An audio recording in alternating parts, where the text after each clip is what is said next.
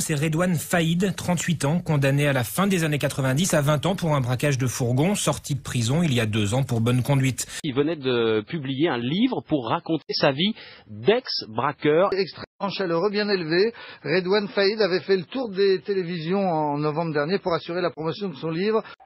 Quand tu attaques un fourgon blindé, c'est le top des tops. Tu te dis c'est là où il y a le plus d'argent, c'est un beau braquage quoi.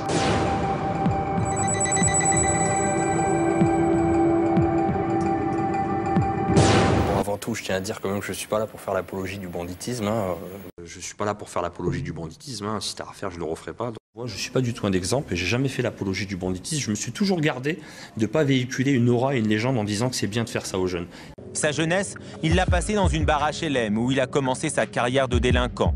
Vol, cambriolage, jusqu'au braquage à main armée à 18 ans. Mais comment ce voyou de banlieue a-t-il franchi la dernière étape et rejoint le cercle très fermé du grand banditisme? Quand vous grandissez dans une cité, on ne fait pas attention à vous. Ouais. Tout simplement parce que la police et les services spécialisés arrivent à situer sur une carte les voyous qu'ils connaissent. Ouais. Donc quand ils vous voient avec votre petite dégaine, avec un survêtement, des tennis, en train de manger des sandwichs ou jouer au football derrière, forcément vous passez à travers les mailles du filet. J'avais 22 ans, 23 ans, 4 ans, j'étais déjà un braqueur assez chevronné. J'avais déjà passé une étape à savoir prendre une arme à la main et rentrer dans une banque et faire un braquage. Moi, quand j'ai voulu attaquer un fourgon blindé, j'avais déjà une solide expérience de voleur, entre guillemets.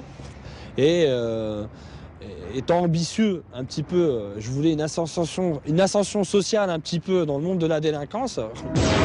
Vous inspiriez de films pour faire des braquages. Scarface, vous l'avez vu plus de 10 fois. Vous dites que c'est votre école du gangstérisme.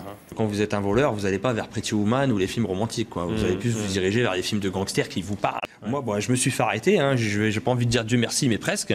Et puis ça m'a servi un petit peu à stopper tout ça, à arrêter tout ça, à réfléchir. Et c'est une tâche qui est définitivement tournée aujourd'hui. Ça, vous pouvez le jurer, vous ne retomberez jamais. En tout cas, ce que je sais, c'est que mes démons ne sont pas endormis, mais sont complètement morts.